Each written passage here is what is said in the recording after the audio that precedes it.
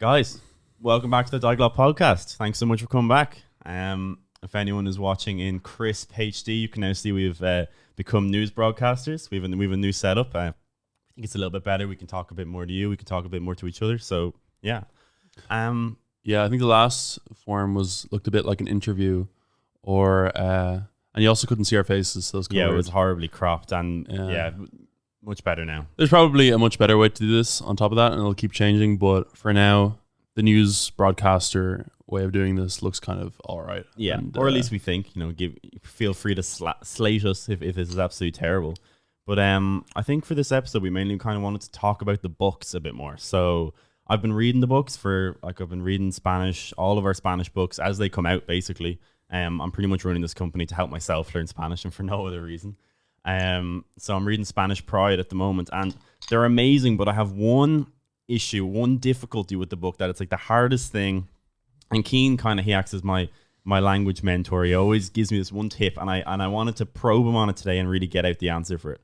So for every bit of language learning that I do, you always say one thing, and that is do not translate. Mm-hmm. You say this consistently, repeatedly, all the time. It doesn't matter if we're watching Casa de Papel in the evening. It doesn't matter what we're doing. He says, stop trying to translate, just understand. Mm-hmm. So why? How? And how do people do that? How do people become better at? And why? It's funny because until this very moment where you just brought that up, I haven't thought about this moment in years, but about 4, maybe 5 years ago, I actually remember the first moment when I realized that you're not supposed to translate in a language. And I remember I was in Starbucks in Vancouver. It was just down from our house where I used to work, and I was learning Portuguese at the time. And I remember somebody in a podcast or in something just mentioning it that you're not supposed to translate. And I said, okay, what if I just stop trying to read Portuguese, but reading it all through translation? Because what I would do is I'd read the comments of videos in Portuguese. I would do everything. And as they were talking, I was quickly trying to translate all the words. Yeah. I think what most people kind of do naturally, or at least when they start off, that's where they kind of go to, because it's easiest, I guess. Exactly. Because it's most intuitive.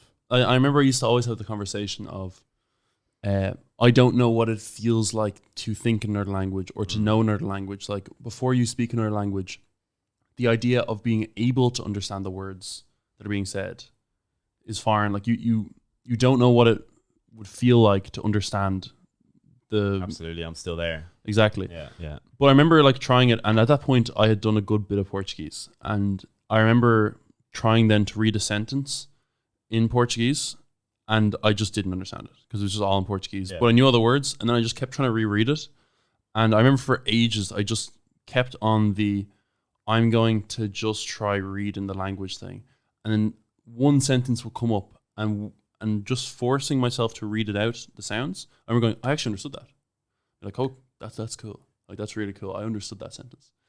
Okay, so first question then. When you say you understand it, so when we think of understand, when I think of, if he understands a Portuguese sentence, he must mean that he just knows the English translation. Yeah, exactly. Right? And that's what you would assume. You'd assume that knowing the English means understanding, but those two are completely different things. Yeah.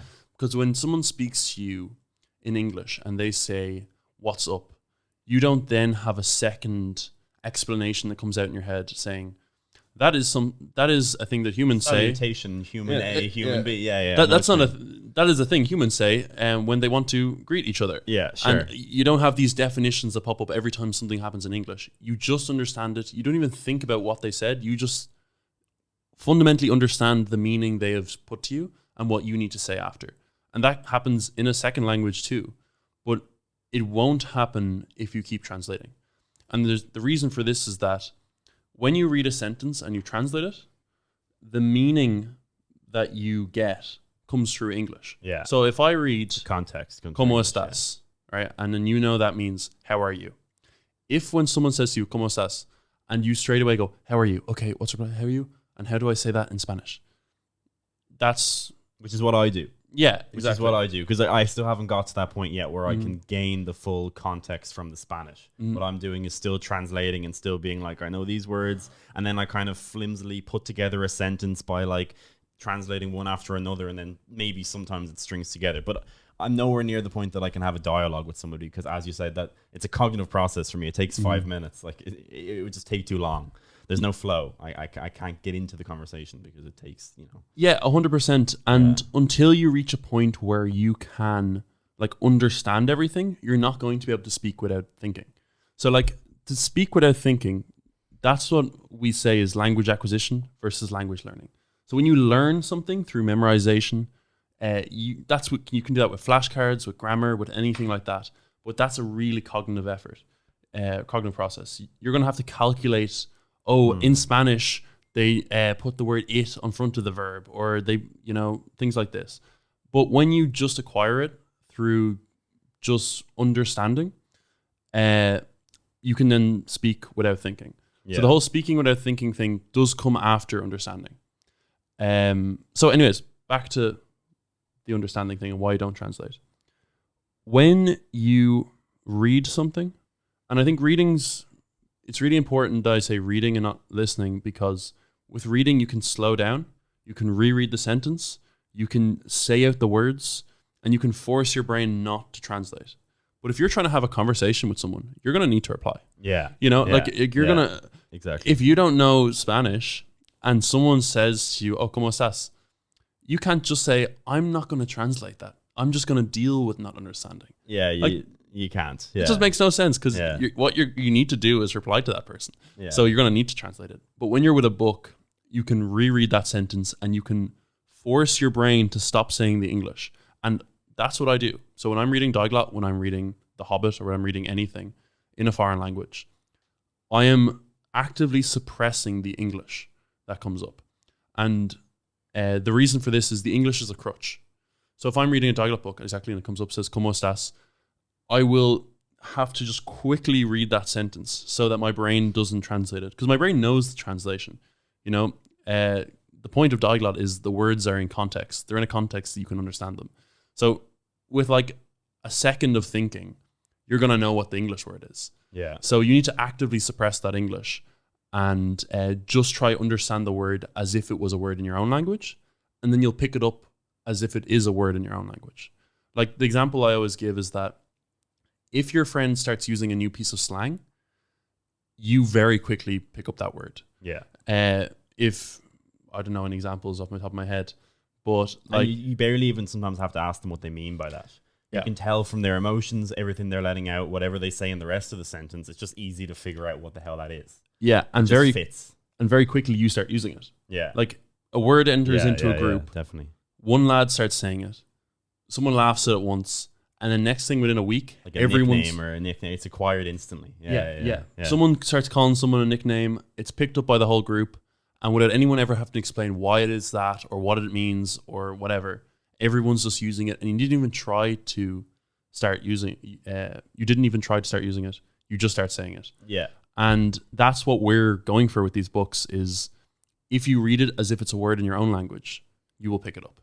And I think that's really good. I think it's useful to functionally divide kind of speaking and reading, because I've been in my head repeating, don't translate. And then I found myself at a bar sitting across from a girl or a guy and there's something in Spanish and I'm like, I'm not supposed to translate. No. I don't know words and there's no words just coming to mind. So what do I do? So it's useful to have that division. Yeah. Of course. Yeah. So like even when I say, right, so when you're speaking in the language, you're not supposed to be calculating. But when I say that, I don't mean that if you're calculating, you're hindering your process. Like you will calculate. When I'm talking, I'm trying to remember words that I've memorized. I've tried to remember things. But not to actually speak and have a fluid conversation, you need like 90% of what you say to be completely just acquired. Something that you fundamentally understand, you don't have to think about. But there's always going to be that 10% until you're really good. And that 10% where you are calculating, you're checking yourself, you're monitoring what you've said. And that's the difference between the acquired by reading things in context versus learned through memorization, rules, cognitive memory stuff. Absolutely. And it's kind of one of the things I bring it up because it's a lot of our customers, they're always like, the books are amazing, they're so good, but at the start there's a bit of dissonance there. It's tough because you read the sentence and one of the word is translated and it's like, well, what do you do other than translate that word, And and it kind of, and I had this issue for a long time. Maybe my first whole book, I was translating every word. My second book, probably half of it, but after that, maybe 10th to 12th time, whatever the number just happens to be, you do glide over it. And you don't think of the word in your head, you just go through it. You don't even think. But whatever way you create the story in your head and images or whatever ways, it forms. So you without translated, used the Spanish to form that context or that image. So like I started getting used to that. Like instead of say, if I read say like mesa or something like that, an object like table, when I was reading it the first time around, I would read it and then say table, and then I think of a table. So that's like a multiple step. So mesa, table. Yeah. And I think of the third step there would be thinking of the table. Mm-hmm. But then after you do that for like 10 times, you skip that translation. Yeah. You read mesa, you think of a table. Yeah. That's a context based to a word. Yeah. And that's pretty much the concept of the books. Exactly. But it's tough. It is tough. It's difficult not to translate. It's really hard. Yeah. And even now, with all of the words that I've acquired, say from all of the reading of Diglot, and I'll be speeding through the books, and then I'll come up with a word and I don't know it, and I'll translate again. Like I fall back into it. Yeah, yeah.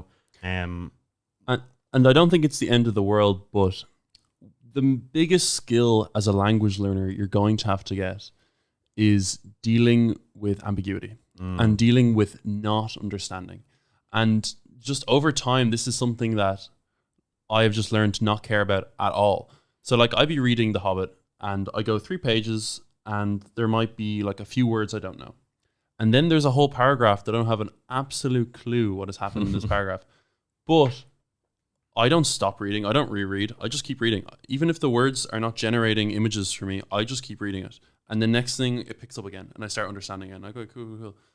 But there's this, like, it's kind of hard to explain, but whenever I read something or I watch something on TV, I never think what does this mean? Yeah. If you have acquired the words and if you literally just read them, images and understanding will be generated in your head without any effort. So like I remember at the start you were asking me, I saw lots of advice about should you like try to think of the images and force the images? Visualization, exactly. I don't think you should.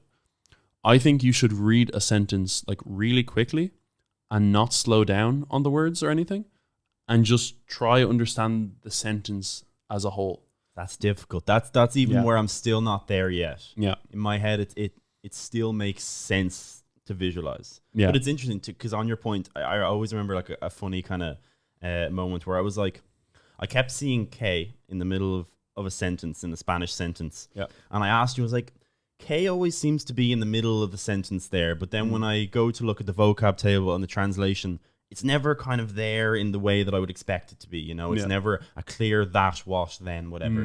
And then I was asking you, I was like, well, and then I went to be, because it's like this, and you were like, stop, I don't know.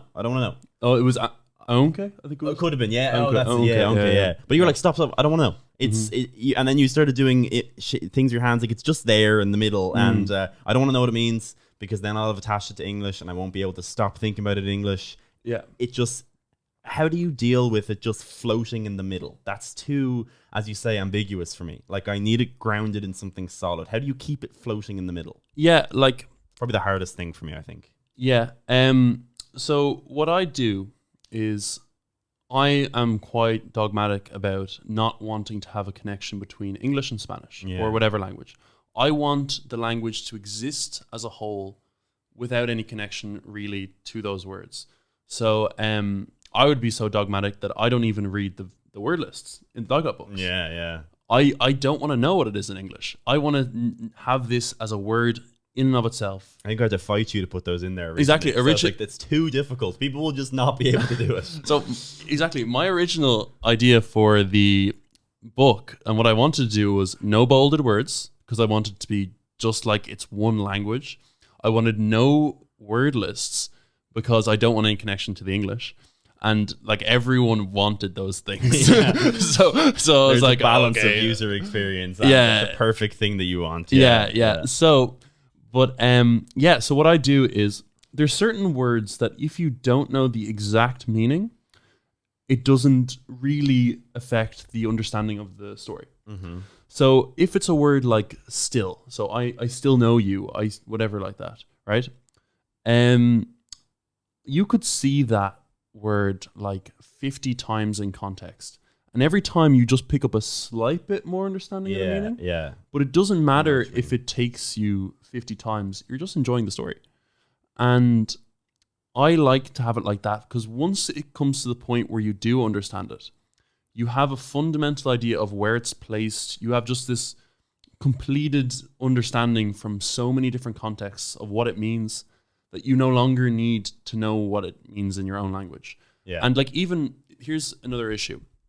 And we have this in our books, is not as an issue, as a solution.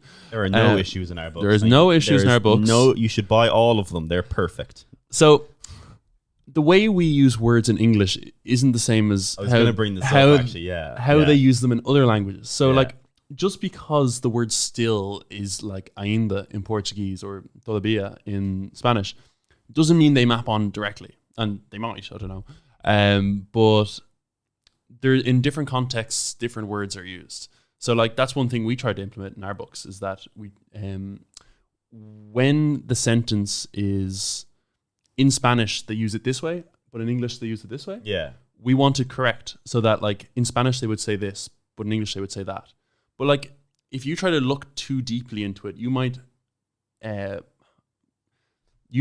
decide that todavía means still, and it always means that. Yeah, that's what I don't want to happen to me. As a beginner language learner learning it for the first time, and you are just dying for concrete things to map and to root and to link, and you're when a word does map, you're like, yes. Yeah. But what really is important is, as you say, not doing that mapping because they do use the words very differently. Yeah. Like I would, like if you read that book, if you read it in that context and you say you have it as still in your head, it's not quite still, it's kind of still. It's just, it really only means that's the best translation for it. Yeah. It really doesn't mean it's even exactly that. And it means that when you take that case over 20 contexts, like you will in a book, there's going to be some that are completely different to the one that you've mapped on. Yeah. And doing that, it's a really bad user experience because you're like, I was really happy that I learned this word.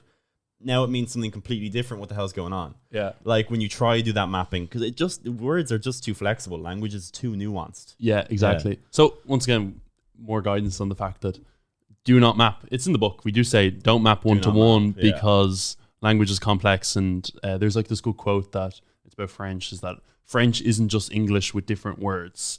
You know, the language is just completely different. Languages function differently. Like here's an example. Okay. So Evan had learned originally that the word for how is como. So how are you? Como estás? But then if I want to say how disgusting, I say que asco. Que asco. Que rico. Que asco. If we're in the south of Spain, so that's what they say. But que means like what? So like what disgusting? Yeah. Like that. In English, we might say what a disgusting thing and use more words, but we don't say what disgusting. Yeah. Or that disgusting. So he was just like, why isn't it como asco?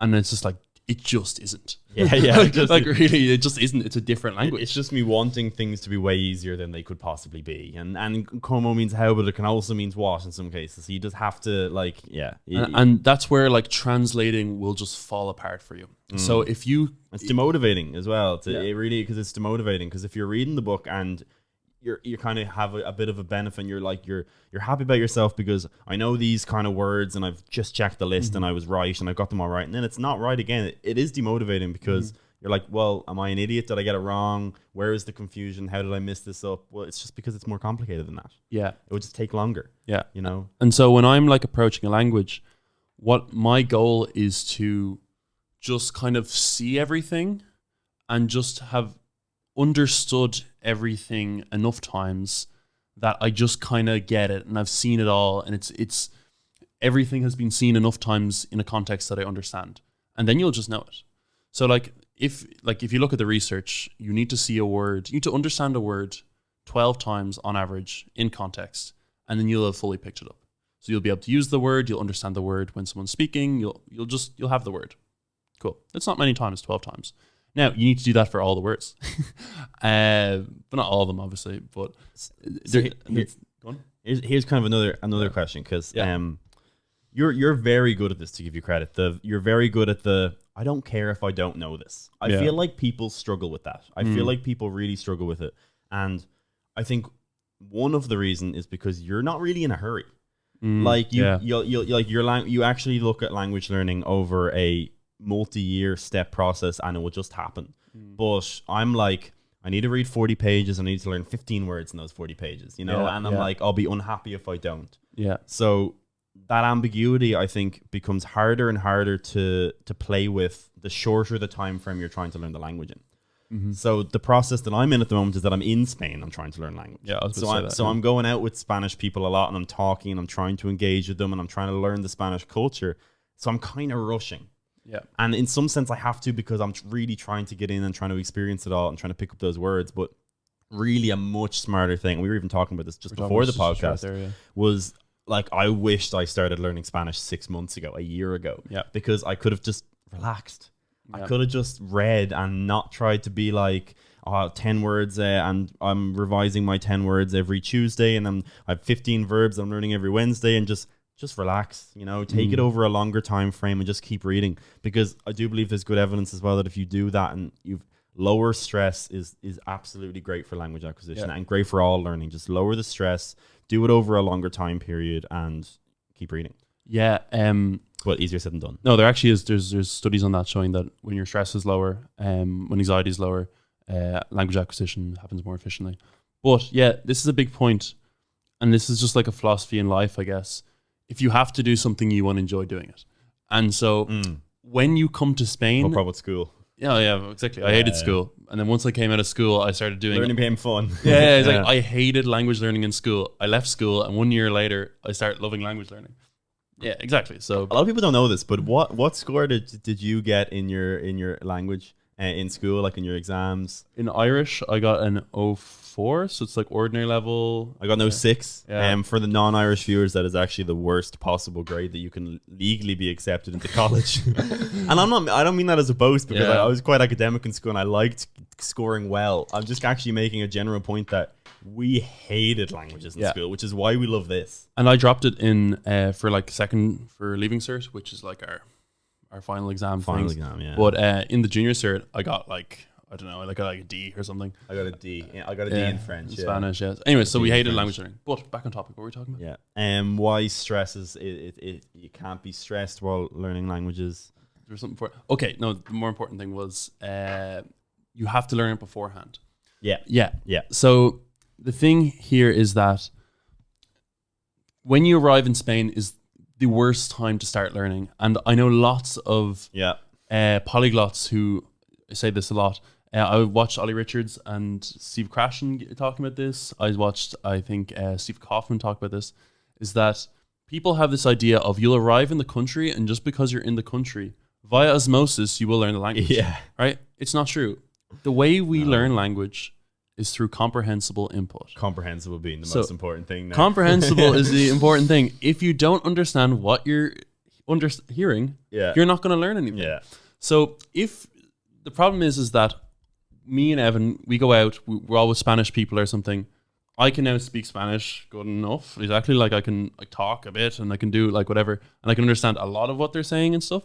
But Evan can't. No. Exactly. I'm at the point that if I'm like, okay, can you just look at me right now and say like really muy despacito, really slow, and then I can pick up words. But in conversation, no. Like I think anyone that said you learn language through osmosis has never been to Andalusia. Has never been to Andalusia, because people like, even you could come here with a good level of Spanish and be like one guy I was actually talking to was moving here, and he said that he was a strong B2 C1 and he was preparing to come here with learning the Andalusian accent. He did an entire course on the Andalusian accent, even though he's a very good level of Spanish. No, it's like, wild. But the important thing is that I'm getting comprehensible input, but he isn't. All right. So now he'll learn words and stuff because they will speak slowly and then they will say things that'll make sense.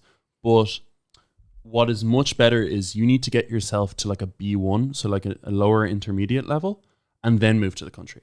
because then you'll be able to go into the country, you'll be able to interact with people, you'll be able to do things and understand the signs, understand the things. You're not at square one. So what you need to do is like, in preparation for the day that you randomly decide to move to Spain, read your 6 Diglot books, know your 600 words or so. Yeah. That'll get you so far. It's crazy how far that will get you. Yeah. Because like it really like there kind of everyone talks about the Pareto distribution when it comes to language, but it really is so true. That first 600 words gets you a long way to basic dialogue. It really does. And you'll also be very motivated because you can respond to people. And then when you're motivated and you can engage with the people and you're happy to engage with them and they're happy to engage with you, you'll also get a lot of benefits then as well, because you'll be able to, you know, progress into more complicated structures and language and vocab. And this has been like my whole kind of theory on language learning, because like I have just been a dilettante, I guess you want to say, or a jack of all trades but master of none sort of thing. What I was doing was I would be learning German for like a month, and then I'd be learning Chinese for like a few months, then I'd be learning Spanish for like a few months. But all of these things, I never felt like I was just learning it. I was just consuming content each morning, half an hour, before bed for half an hour, just basically just getting as much comprehensible input as I could, but trying to get myself to a base level that if we go to the country, I'll have something. You'll be prepped. Exactly. Yeah, So like I have just little bits and bobs of things. I follow like on Twitter, I follow people from so many different languages. So I have people who speak Catalan and I read all of their tweets. Whenever a tweet in Catalan comes up, I stop and I read it.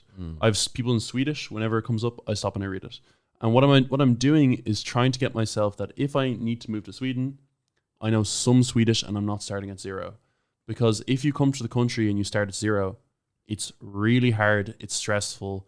It's you have to learn it. It's not, you're not just in this, like, really ideally you kind of want to be where I am right now, where I can go out and I can go to, I can meet Spanish people. I can be at a table. My Spanish is bad compared to theirs and stuff, but you're at the point that you can learn. You gain from every interaction. Yeah, every interaction I'm gaining from. I can talk with them. I can do stuff. I can understand like 80% of what they're saying there or something. Many sentences I don't understand, and I have to say what. And I think understand. Yeah, but you need that. You can't be at the zero to really enjoy it. You know, so which is where really I think the true benefit of Diglot comes in. Yeah. Because you can go from 0 to 500 in the simplest, easiest way possible, and you're not like studying, because a lot of the things you do, you would really have to be very interested in language learning to be reading Catalan tweets and Swedish tweets, obviously. And stuff. But if you're just kind of like me, say, who is now kind of very much on this language train and is enjoying this whole process very much, it's really low hanging fruit to read your book for an hour in the morning. You know, it's so easy. It's the easiest thing in the world, and like we hope to have it over the next kind of couple of months to a year, where we just have such a wide collection of books that no matter what mood you're in or feeling, you'll be able to pick up a book and start reading in that language, and that's really our entire vision. And the thing is that we don't have a Catalan or Swedish Diglot book. Like if we did, I'd read it. But like exactly, like reading a Diglot book isn't studying. It's just enjoyable. Yeah. And it has all the benefits of studying, if not more, I would say. But you can very casually just be ticking over your Spanish and learning a ton of words and just getting familiarized with all the different ways they say it, the different conjugations. You learn grammar through it, you learn everything, but you don't need to formally memorize anything or understand it or study or write things out. When you get to the country, if you've read your Diglot books, you're going to be able to read a lot and understand a lot. You're sorted. Exactly. You're there. Like you're, yeah. That was a 30-minute podcast where we close it up there. It was really enjoyable. I think that was really the main kind of thing I wanted to get out, because it's the thing we constantly get asked this, you know, why do you not translate? How do you stop yourself from translating? All of that stuff. And that's kind of what I wanted to get out, because I think it's probably the most useful for me, for one, but also for the listeners and for the people that are trying to read their Diglot book and get the most out of it, you know, without feeling like they're forcing it or feeling like they're trying to get unnecessary progress too quick. Just sit back, enjoy. Before we go, the tip for not translating is, if you read something and it's hard not to translate it, read the whole sentence out loud and read it quickly. That would be my advice. Maybe even try to do it twice. But if you read the whole sentence out loud and quickly, when you're reading out loud, your brain won't be able to speak in the language, and you'll be able to hear what it's saying, and you'll probably just understand the sentence. So if you read a sentence and you struggle not to translate, that would be my biggest almost read faster than your brain could possibly try to translate it. Yeah, that would be a bit. That would be it. I kind of read faster than your brain could possibly try to translate it. Makes sense. That's what I do. If I want to, when I'm suppressing the English, that's what I'm trying to do. Yeah, makes a lot of sense. Yeah. Makes a lot of sense. I'm gonna try that now with when I pick up my book tomorrow morning. Yeah, see how it works. Super. Cool. That was a great podcast, and thanks very much for listening, guys. I'll see you next time. See you next time. Yeah.